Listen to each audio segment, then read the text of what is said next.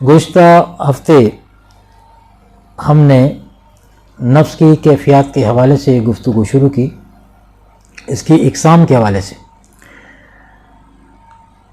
تو پچھلے ہفتے میں ہم نے نفس امارہ سے متعلق کچھ جاننے کی کوشش کی تھی، جو کہ نفس کی پہلی کنڈیشن ہے، پہلا اسٹیج ہے اس کا، نفس امارہ۔ اچھا، نفس امارہ کیا ہے؟ نفس امارہ کیا ہے؟ نفس امارہ کی جو حیت ہے، جو اس کی کیفیت ہے، وہ مسلسل دشمنی پر کمر بستہ ہے۔ ٹھیک ہے، اس کی تفصیل آپ نے پچھلے درس میں سنی تھی۔ آج ہم اس کی دوسری کنڈیشن سے بات کرنے سے پہلے ایک بات کو اور گوش گزار کر دیں۔ آج اس فقیر نے اس کو اپنا پیغام نقشبند واٹس ایپ گروپ کے اندر بھی اس کو لکھا تھا کہ جب آپ سنتے ہیں بعض حضرات سے اولیاء کرام کے ملفوظات ہوتے ہیں اس میں، تو صوفیاء کرام کے ملفوظات میں آپ سنتے ہیں کہ نفس کو مار دینا یا نفس مر گیا۔ ٹھیک ہے، تو یہاں نفس کی جو مار دینے سے مراد ہے وہ اس کی موت نہیں ہے، یا اس کا ختم ہو جانا ہے، فنا ہو جانا نہیں ہے۔ یہاں نفس کی موت سے مراد ہے اس کی اصلاح، یعنی اس کو پہلی جو اس کی دشمنی والی کنڈیشن ہے، مار سے مراد ہے اس کی اصلاح احوال کرنا اعمال صالحہ کے ذریعے، جسے ہم تزکیہ نفس کے والے سے بہت ساری باتیں اس میں آتی ہیں وہ کرتے ہیں، اور بزرگان دین کی خصوصی توجہ کی برکات شریف کے حوالے سے پھر نفس کی آہستہ آہستہ وہ اصلاح ہوتی رہتی ہے۔ جب اصلاح ہوتی رہتی ہے تو پھر وہ آخر کار ایک وقت آتا ہے جب اس کی دشمنی جو ہے وہ اس کی کیفیت بدلنا شروع ہوتی ہے اور دوستی کی طرف آنا شروع ہو جاتا ہے۔ اس وقت نے آپ کو غالباً سرکش گھوڑے کی مثال دے کے بھی سمجھائی تھی یہ بات۔ تو کبھی بھی جب آپ پڑھیں یا کہیں سنیں کہ نفس کے مارنے کی جب بات ہو رہی ہے تو نفس مارنے سے مراد یہ نہیں کہ اسے ختم کر دیا جائے گا یا وہ بالکل فنا ہو جائے گا، ایسا نہیں ہے، اس کی کنڈیشن تبدیل ہوں گی۔ تو پہلی کنڈیشن کا نام ہے نفس امارہ، اور دوسری جو اس کی کنڈیشن ہے اسے کہتے ہیں نفس لوامہ۔ جب نفس روحانی اصلاح کے عمل سے گزرتا ہے تو اس کے نفس کی یہ دوسری حالت ہوتی ہے۔ جب انسان کسی گناہ یا زیادتی کا ارتکاب کرتا ہے تو اس کا نفس اسے ملامت کرتا ہے۔ ملامت کرنے والا نفس ہونے کی وجہ سے انسان کو توبہ اور استغفار کی طرف رغبت دلاتا ہے۔ یہ کون سا نفس ہے؟ یہ دوسرے نمبر کا نفس ہے۔ اس کی جو کنڈیشن تبدیل ہوئی ہے، طبیعت تبدیل ہوئی ہے، کیفیت بدلی ہے، اس ندامت اور استغفار سے دل نرم ہوتا ہے، یہ اس کی نشانیاں ہوں گی۔ شیخ کی صحبت سے داخل ہونے والا نور انسان سے تقوی کا تقاضا کرتا ہے، یہ اس کے اندر طبیعت بننا شروع ہوگی۔ ایک وقت تھا کہ شریر کے نام سے بھاگتا تھا، تقوی اور پرہیزگاری کے نام سے کہہ دیں کہ اس کو الرجی ہوتی تھی، لیکن جب تربیت میں شامل رہتا ہے اور جب اس کی کیفیت بدلتی ہے تو اب وہ جو شیخ کی صحبت سے اور شیخ کے سینے سے نور اس کے اندر داخل ہوتا ہے تو اس سے تقوی کا تقاضا کرتا ہے۔ نفس لوامہ کے مقام پر نیکی اور بدی کی تمیز بالکل واضح ہو جاتی ہے۔ انسان اس مقام پر گناہوں سے بچنے کی بھرپور کوشش کرتا ہے اور اچھائی کے کاموں کی طرف پیش رفت کرتا ہے۔ اللہ تبارک و تعالیٰ نے سورہ قیامہ میں پارہ نمبر 29 آیت نمبر 2 میں فرمایا، اور میں نفس لوامہ کی قسم کھاتا ہوں۔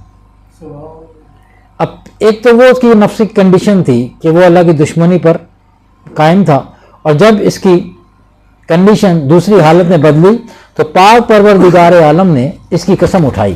قرآن حکیم میں نفس لوامہ کا ذکر آتا ہے، وہ کس طرح خوف خدا کی وجہ سے گناہ سرزد ہونے سے خود کو بچاتا ہے۔ سورہ نازعات میں فرمایا، اور جو شخص اپنے رب کے حضور حساب دینے کے لیے کھڑا ہونے سے ڈر گیا اور نفس کو بری خواہش سے روک لیا، پس بے شک اس کا مسکن جنت ہے۔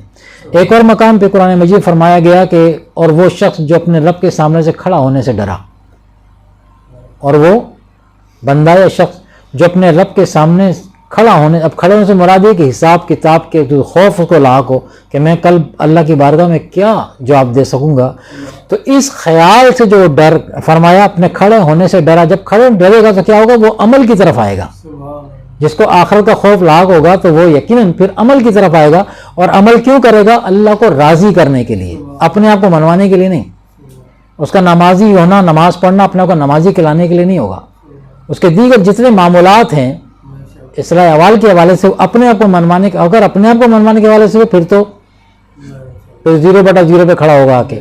لیکن تمام تر عبادات، چاہے وہ فرضی ہوں، واجبات ہوں، سنن ہوں، نوافل ہوں، مستحبات ہوں، تمام کے تمام میں اس کا جو ارادہ ہوگا، اس کی جو نیت ہوگی، وہ کیا ہوگی، اللہ تبارک و تعالیٰ کو راضی کرنے کی۔ وہ کل جو مجھے کھڑا ہونا ہے اللہ کی بارگاہ میں، تو تمام تر عبادات کا تعلق جو ہوگا اس کا نیت کے ساتھ، وہ اللہ کی رضا کے حوالے، نہ کہ اپنی ذات کے حوالے سے ہوگا۔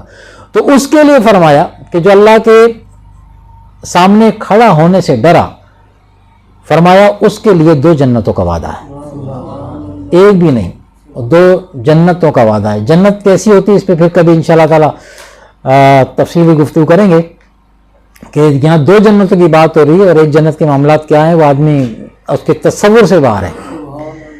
یہ اللہ تبارک تعالیٰ کا فضل و کرم ہے، یہ اس کا رحم فرمانے کا انداز ہے کہ اپنے بندوں پہ کس طرح وہ رحم فرماتا ہے۔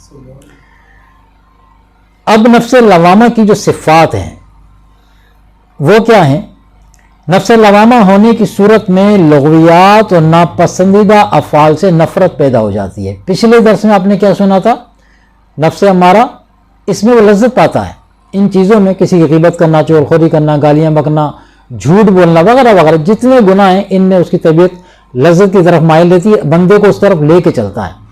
اب جیسے اس کنڈیشن بدلتے دوسرے حصے میں آتی ہے تو یہ ان تمام تر باتوں سے اس کو نفرت پیدا ہو جاتی ہے۔ یہ بات آپ یاد رکھیں، پچھلے درس میں فقیر نے عرض کیا تھا کہ یہ جو کیفیات صفات بیان ہو رہی ہیں، ہر آدمی اپنا جائزہ لے سکتا ہے اگر وہ تصوف کے شعبے سے تعلق رکھتا ہے اور تزکیہ نفس کے حوالے سے وہ چل رہا ہے۔ تو یہ جو افعال اولیاء کرام نے، صوفیہ کرام نے، اہل اللہ نے، علماء کرام نے بیان کر دیے، یہ اسی لیے کہ ہر آدمی اس کسوٹی پر اپنے آپ کو دیکھ سکتا ہے کہ اس کے اندر جو کیفیات ہو رہی ہیں وہ خود جان سکتا ہے، باہر بتانے والے کی ضرورت حاجت کوئی نہیں ہے۔ فرمایا کہ مخلوق خدا کے لیے بھلائی کا جذبہ پیدا ہو جاتا ہے، جس کے تحت انسان لوگوں کو نفع پہنچانے کی کوشش کرتا ہے، یعنی مخلوق خدا کو کسی قسم کا نقصان پہنچانے کی ہمت نہیں کرتا۔ رزق حلال کی طلب پیدا ہو جاتی ہے۔ اس کے باوجود نفس لوامہ میں کچھ ناپسندیدہ صفات باقی ہوتی ہیں، مثلا خود بینی اور خود پسندی، تکبر، اعتراض، قہر و جبر اور خواہشات نفسانیہ۔ ان باقی ماندہ صفات رذیلہ کے خاتمے کے لیے تزکیے کی ضرورت باقی رہتی ہے، یعنی ابھی اسے کنٹینیو چلنا ہے۔ اگرچہ ایسا شخص دوزخ سے ڈرتا اور جنت کی تمنا کرنے لگ جاتا ہے، یہ خوف بہرحال اس کو آ جاتا ہے، پہلے حال سے تو یہ حال بہتر ہو گیا اس کا جو پہلے ہوا تھا۔ اچھا، یہاں کے اوپر فرمایا گیا کہ جس کے تحت انسان لوگوں کو نفع پہنچانے کی کوشش کرتا ہے، ٹھیک، آقا علیہ الصلوۃ والسلام کے حدیث مبارکہ بھی ہے نا، فرمایا کہ مسلمان کی آپ نے جو ایک تشریح کہنے بیان فرمائی، بڑے نپت الفاظ میں آقا علیہ السلام کا فرمان کہ مسلمان وہ ہے جس کے ہاتھ اور زبان سے دوسرے مسلمان محفوظ رہیں۔ یہ مسلمان، ہم اپنے آپ کو مسلمان کہتے ہیں تو آقا علیہ السلام کے اس کسوٹی اس جملے پہ، اس حدیث پاک پہ اپنے آپ کو سامنے رکھیں کہ کیا میری زبان سے اور میرے ہاتھ سے، کیا میرے دوسرے مسلمان بھائی محفوظ ہیں کہ نہیں۔ مذاق میں بھی کسی کی دل آزاری کرنا، مذاق میں ہمارا تو مذاق ہو جاتا ہے اور کسی دوسرے کی دل آزاری ہو جاتی ہے تو یہ بہت بڑا نقصان ہے اس کا۔ تو ان تمام تر باتوں سے سالک کو چاہیے کہ وہ اپنے آپ کو بچائے تاکہ وہ آگے کی طرف ترقی کر سکے۔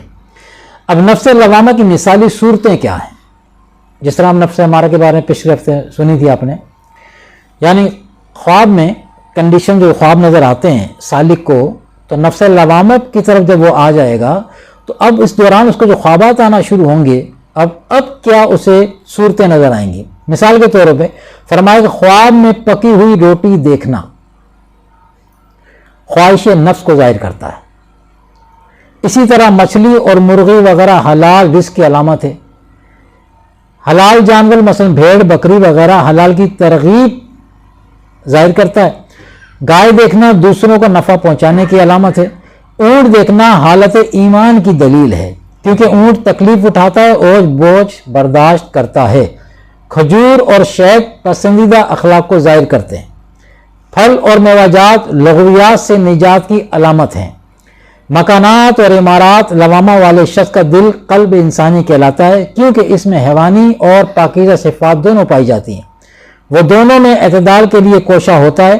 نفس لوامہ اپنا مقام تبدیل نہیں کرتا، صرف اس کی صفات میں تبدیلی پیدا ہوتی ہے.